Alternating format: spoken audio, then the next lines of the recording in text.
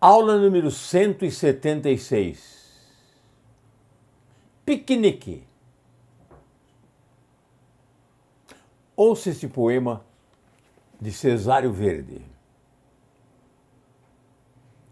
Naquele piquenique de burguesas, houve uma coisa simplesmente bela e que, sem ter história nem grandezas, em todo caso, dava uma aguarela.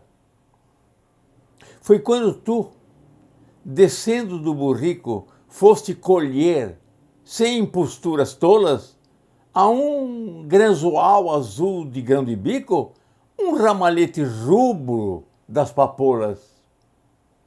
Pouco depois, em cima de uns penhascos, nós acampamos, indo o sol se via, e houve talhadas de melão, damascos e pão de ló molhado em malvazia. Mas, todo púrpuro a sair da renda dos teus dois seios como duas rolas, era o supremo encanto da merenda, o ramalhete rubro das papoulas.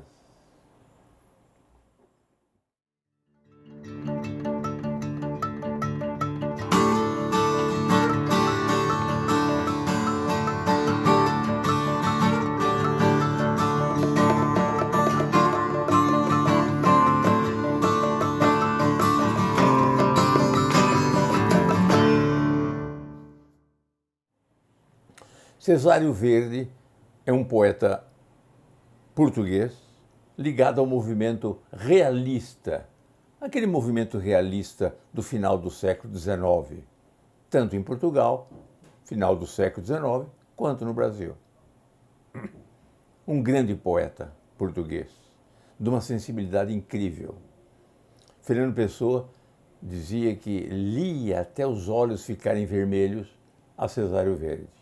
Ou seja, não cansava de ler Cesário Verde. Olha que poema bonito que eu escolhi para a abertura do nosso tema, piquenique. Naquele piquenique de burguesas. Bom, piquenique, ele poderia ter colocado piquenique aportuguesado, escrito piquenique. É uma palavra inglesa que nós aportuguesamos. Ou ter dito convescote. Convescote é o termo português que equivale a piquenique. Vamos a um convescote? Ele preferiu a forma inglesa, a forma original. A isso os gramáticos, pelo menos os antigos, davam o nome de barbarismo. Ou seja, usar de uma palavra bárbara. E bárbara no sentido de estrangeira. Isso é um barbarismo. Usando uma palavra francesa, inglesa, isso é um barbarismo. Mas ficou tão bonito aqui, ficou tão perfeito no texto, naquele piquenique de burguesas. Houve uma coisa simplesmente bela. Houve uma coisa simplesmente bela. Esse houve, o sujeito é inexistente. Verbo haver, no sentido de existir, o sujeito é inexistente. E ele comprova isso lá embaixo, no verso, na terceira quadra. E houve talhadas de melão, damascos. Ele não colocou o verbo no plural. Ele não disse e houveram talhadas. Porque ele sabe que o verbo haver é impessoal no sentido de existir. Então, houve talhadas, houve leis e não houveram. Mas vamos lá. Houve uma coisa simplesmente bela e que, sem ter história nem grandezas, em todo caso, dava uma aguarela. Em todo caso, dava uma aguarela. O significado desse em todo caso significa o seguinte: não é uma coisa importante, mas em todo caso, ou seja, segue a um texto que tem significado importante para ele. Quer dizer, sem ter histórias nem grandezas, tudo bem, mas em todo caso, já que não tem histórias e grandezas, dava uma aguarela. Aguarela é uma pintura feita com tinta misturada à água. É uma aguarela. Foi quando tu, descendo do burrico, foste colher, sem imposturas tolas, a um granzoal azul de grão de bico, um ramalhete rubro das papoulas. O granzoal é um coletivo, é uma plantação enorme de grão de bico. Mas vamos verificar bem a estrutura dessa frase para entender o sentido. Foi quando tu, a moça, a namorada, a donzela, a musa, e foste quando tu, descendo do burrico, foste colher sem imposturas tolas, quer dizer, livremente, espontaneamente, foste colher sem imposturas tolas, o quê? Fosse colher o quê?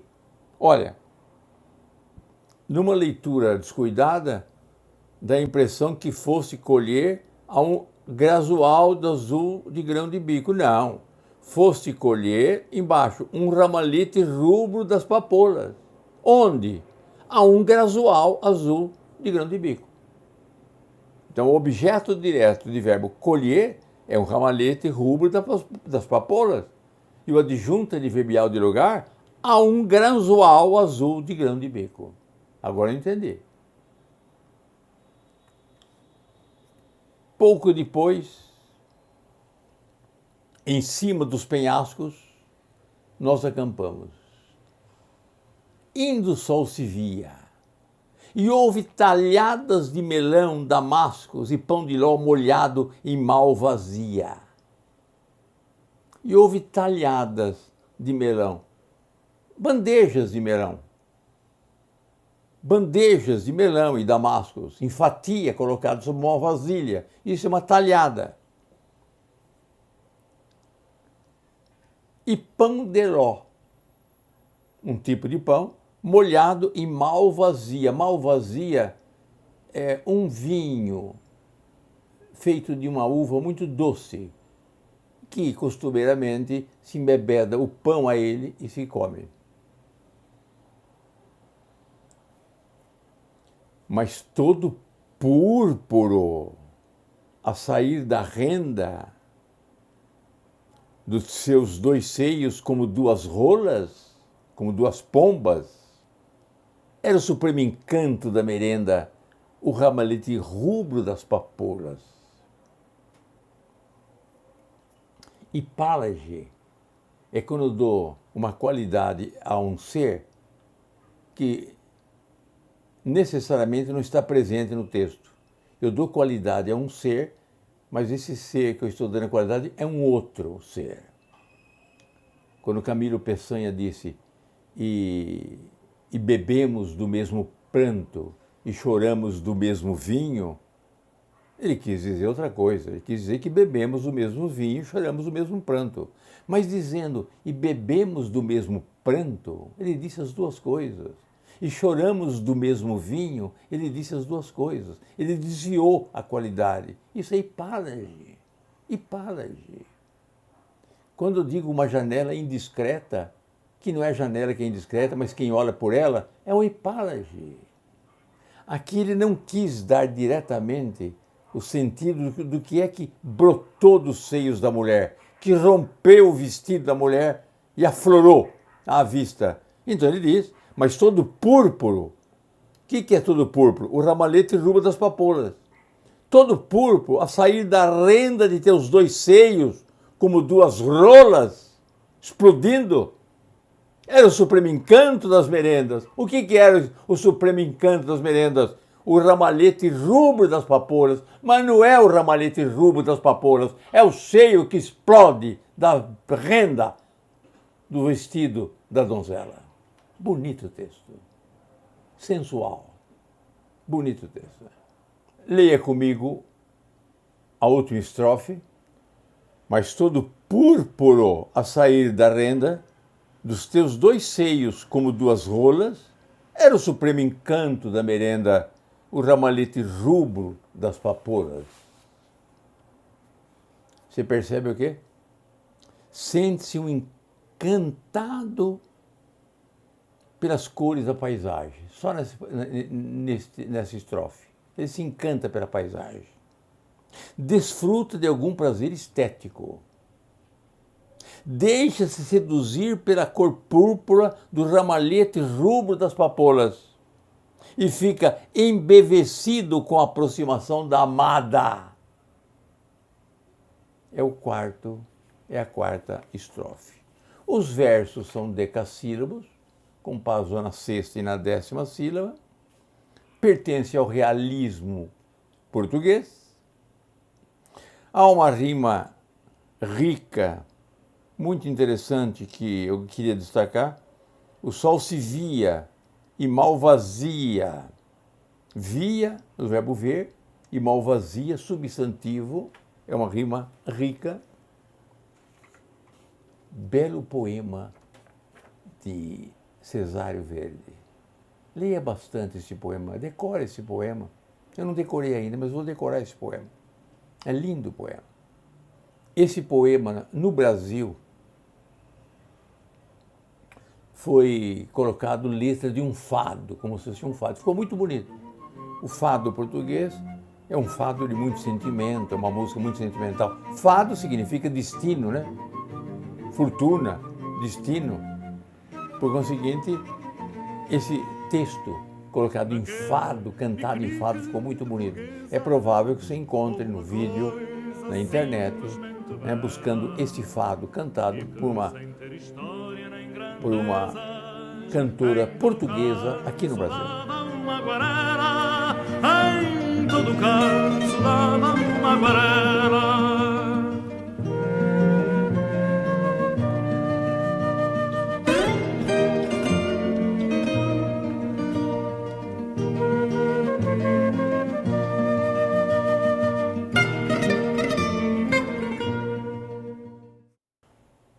Estamos falando de piquenique e já vimos um piquenique de Cesário Verde. Agora um piquenique de Olavo Bilac. Primavera. Ah!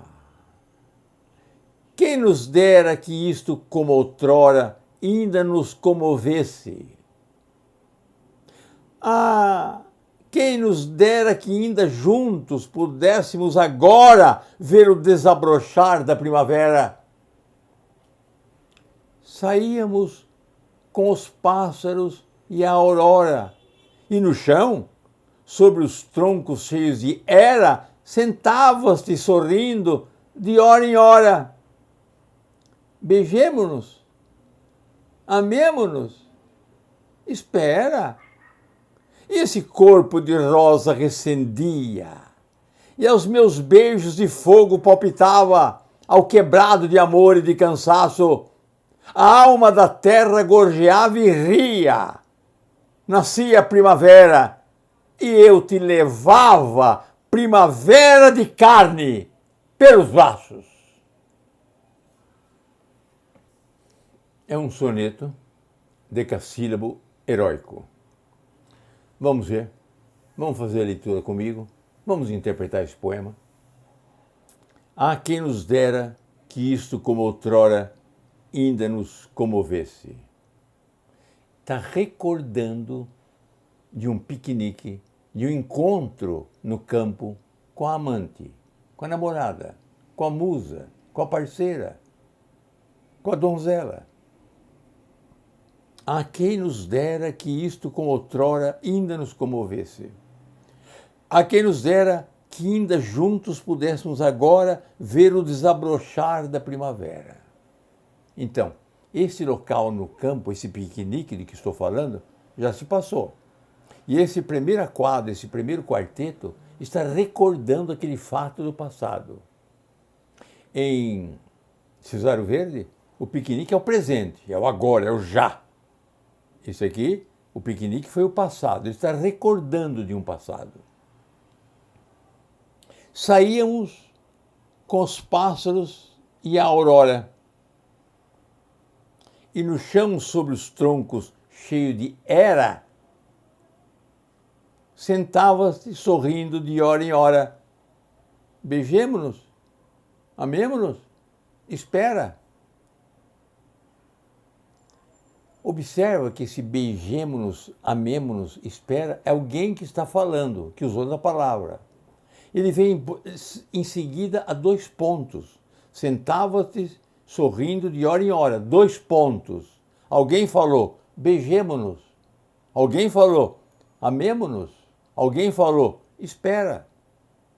Se não fosse assim, ele diria, beijamos, amamos, esperamos. Não é o caso. Alguém está dizendo. Vamos localizar a fala desse alguém. Quem disse beijemo-nos? Ela. Quem disse amemo-nos? Ele. Quem disse espera? Ela. O namoro chega à seguinte posição. Ela pede um beijo. Ele pede o amor. E ela diz, espera. Ainda não é hora. Mas quando eu leio o primeiro terceto, eu percebo que a hora chegou. E este corpo de rosa recendia, e aos meus beijos de fogo palpitava, ao quebrado de amor e de cansaço. Já é o amor realizado. A alma da terra gorjeava e ria. Nascia a primavera, e eu te levava, primavera de carne, pelo braço. Vamos ao piquenique de Olavo Bilac? Vamos fazer alguma análise sintática dos textos. Alguma só para rememorar as minhas aulas de análise sintática. Eu devo ter elaborado pelo menos umas 10 aulas de análise sintática. É só pesquisar no vídeo, você encontra análise sintática. Ou seja, eu tenho no vídeo toda a programação de literatura portuguesa e brasileira e toda a programação de gramática da língua portuguesa. Toda a programação, ela está no vídeo.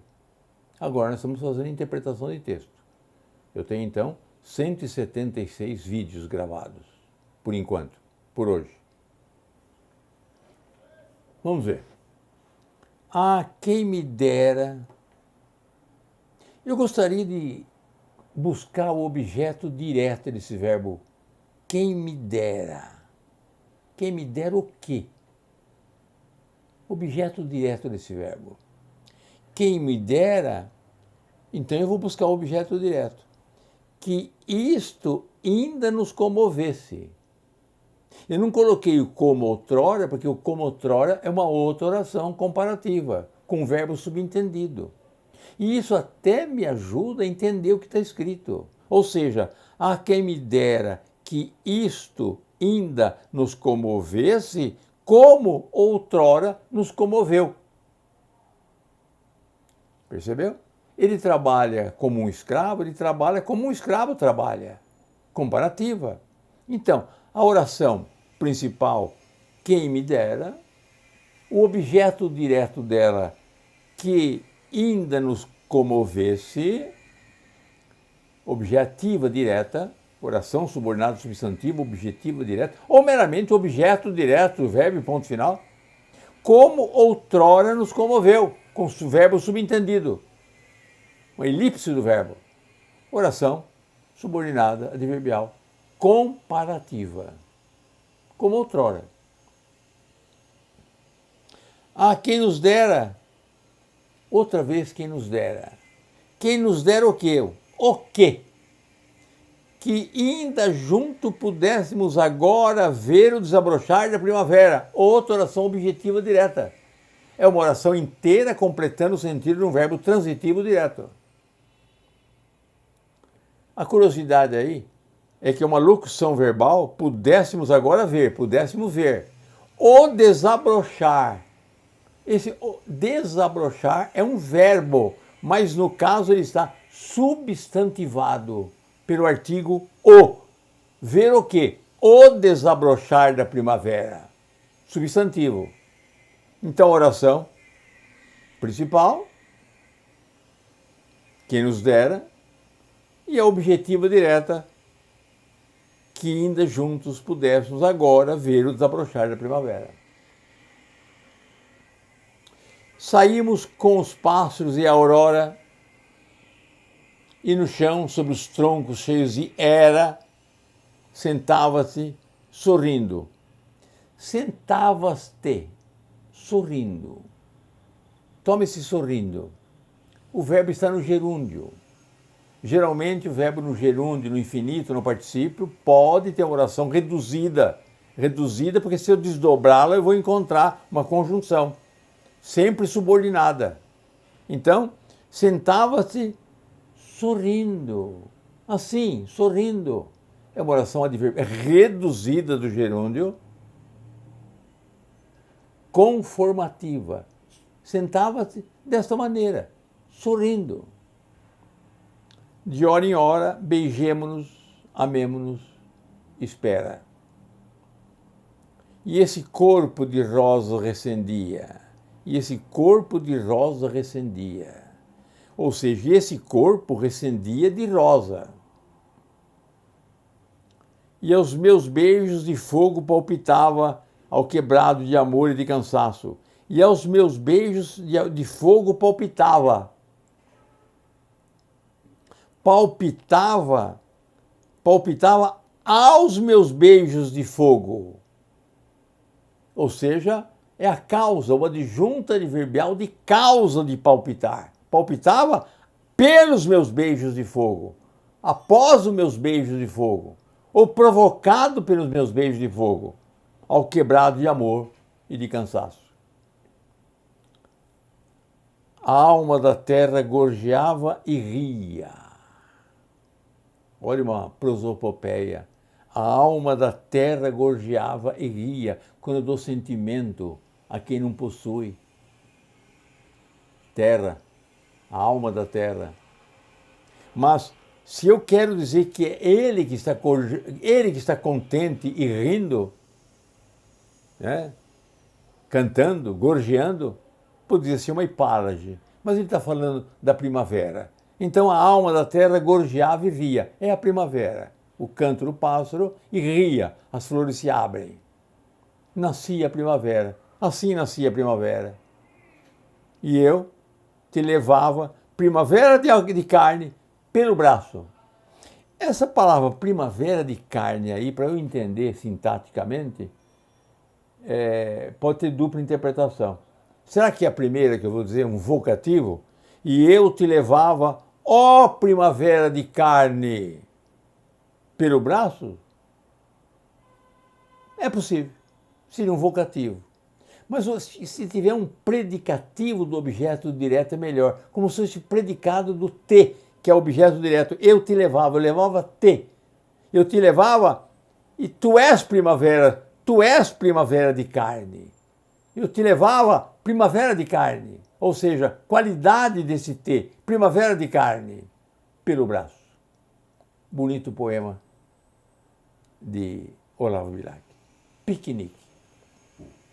Antes de fazer o desfecho dessa aula, eu vou propor um exercício para casa. Eu vou colocar um texto em prosa de Cecília Meirelles. Aliás, é um belíssimo texto, que ela diz as estações perplexas. Puxa vida, nunca tão atual. Está dizendo que as estações climáticas são perplexas, nunca tão atual. E ela escreve de uma maneira tão elegante, de uma maneira tão sublime, mostrando de fato a perplexidade das estações.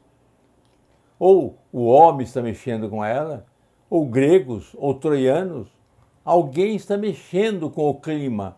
E agora não sou capaz de diferenciar o que é primavera, o que é outono, o que é inverno, que é quando se faz calor, quando se faz frio. Mas isso escrito no começo do século XX, por conseguinte, anunciando um futuro, ou seja, as estações climáticas estão perplexas, estão confusas. Leia o texto dela e responda às questões que eu proponho de 1 até 10. São só 10 questões, as estações perplexas, 10 questões. Você lê um texto bonito e você se exercita para interpretar texto. Quem não fizer o texto será castigado. Qual é o castigo? Eu vou mandar um bilhete para o pai. E o pai então vai cortar o automóvel, vai cortar a mesada, o pai vai cortar saídas noturnas, o pai vai cortar a televisão. Eu mando um bilhete. E olha que bilhete de professor é fulminante. Faça as questões, vale a pena. Eu sei o que eu estou fazendo, eu estou ensinando. Leia e interprete um texto. Tudo na vida é interpretação de texto. Você vai ficando mais afiado, mais sabido, mais intelectual, porque está interpretando um texto. Estações perplexas de Cecília Meirelles. Para desfecho, ironicamente, vão ver um piquenique de Jorge de Sena, um escritor português, viveu no Brasil há muito tempo, foi exilado pelo governo Salazar, deu aula em Assis, em Araraquara, aqui em São Paulo, no estado de São Paulo. Foi um grande professor, um grande poeta, exilado. Depois, mais tarde, mudou-se para os Estados Unidos, onde talvez venha ter falecido nos Estados Unidos. Não tenho certeza. Mas do Brasil, voltou para os Estados Unidos com a família. Mas ele fala de um Portugal, de um piquenique em Portugal, que nunca houve. Esse ano nós estamos festejando 50 anos da democracia portuguesa. Então vale a pena ler Jorge de Sena. Na minha terra, não há terra. Há ruas. Mesmo as colinas são de prédios altos, com renda muito alta. Na minha terra, não há árvores nem flores. As flores tão escassas dos jardins mudam ao mês e a Câmara tem máquinas especialíssimas para desenraizar as árvores. O cântico das aves, não há cânticos, mas só canários do terceiro andar e papagaios do quinto andar. E a música do vento é frio nos pardieiros. Na minha terra, porém, não há pardieiros, que são todos da Pérsia ou da China ou em países inefáveis. A minha terra não é inefável. A vida na minha terra é que é inefável. Inefável é o que não se pode ser dito. A minha pátria é a língua portuguesa.